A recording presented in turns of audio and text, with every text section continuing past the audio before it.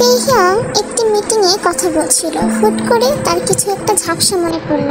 এবার ওয়াইন 2 এর কথা নয়, তবে একটি কর্কশ কণ্ঠ তাকে যেন কি বলছে এমন একটি দৃশ্য সে তার সামনে দেখতে পেল। তেহিয়াংয়ের খারাপ লাগা শুরু হলো। হুট করে ওয়াইন 2কে অন্য একটি রূপে সে আবিষ্কার করলো।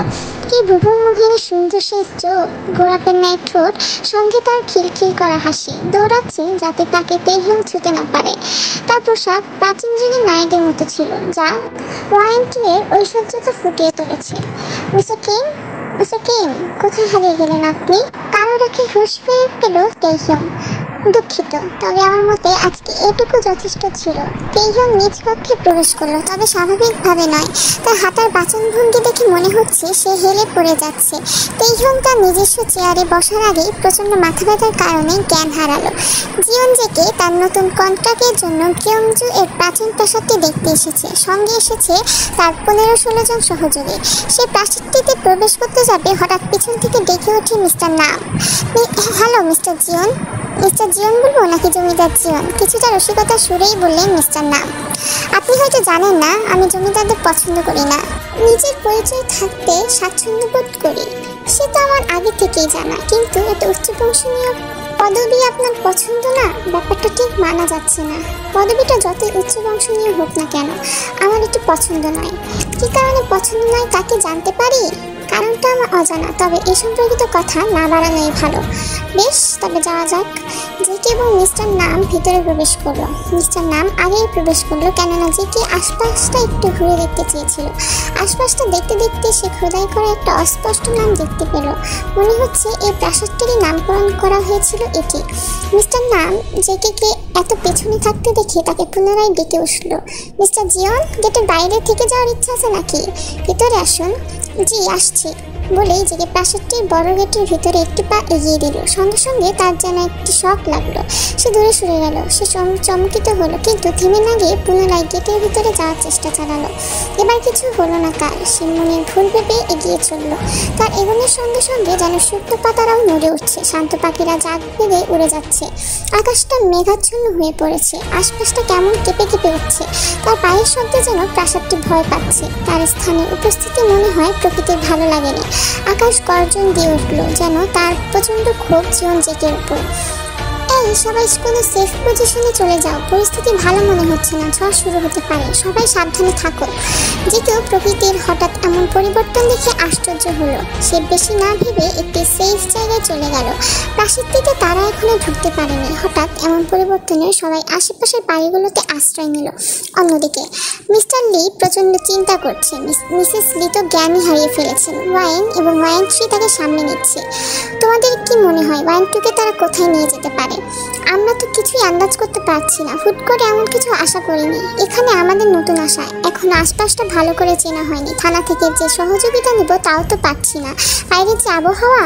মিসেস লি জ্ঞান ফিরে পেলেন। জ্ঞান ফিরতেই সে আবার কান্নাকাটি জুড়ে দিলেন। একমাত্র মেয়ে বলে কথা, অন্যদের তুলনায় একটু বেশি চিন্তা হবে নিশ্চয়ই।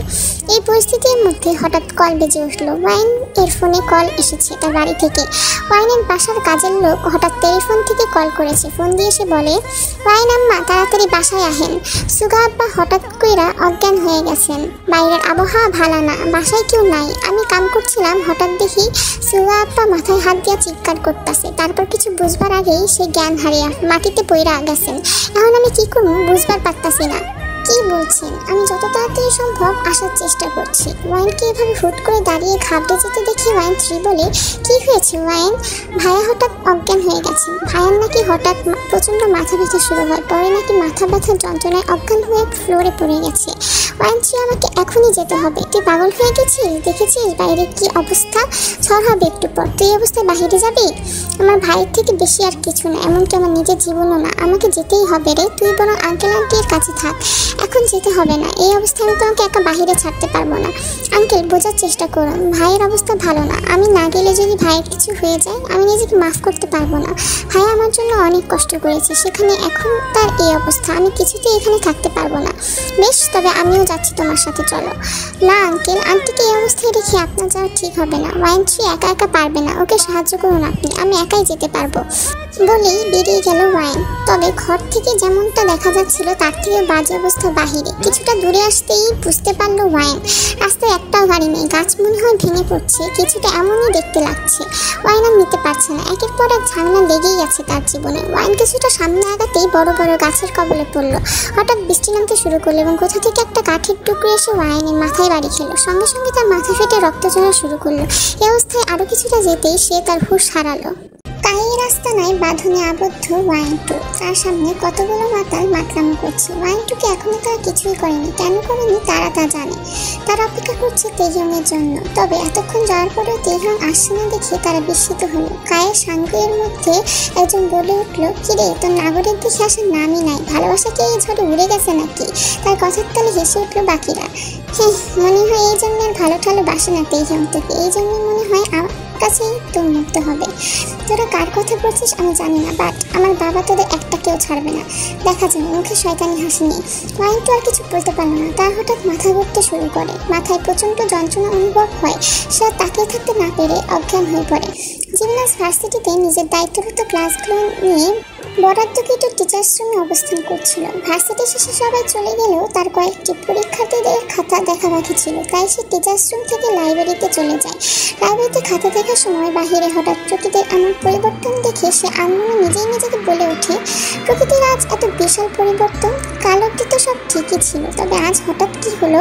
নিউজেও তো এ ব্যাপারে কিছুই দেখলাম না। সে আনমনে কথা বলার মধ্যে দেখতে পেল উপর থেকে একটা রশ্মি পৃথিবীতে এসে পড়ছে।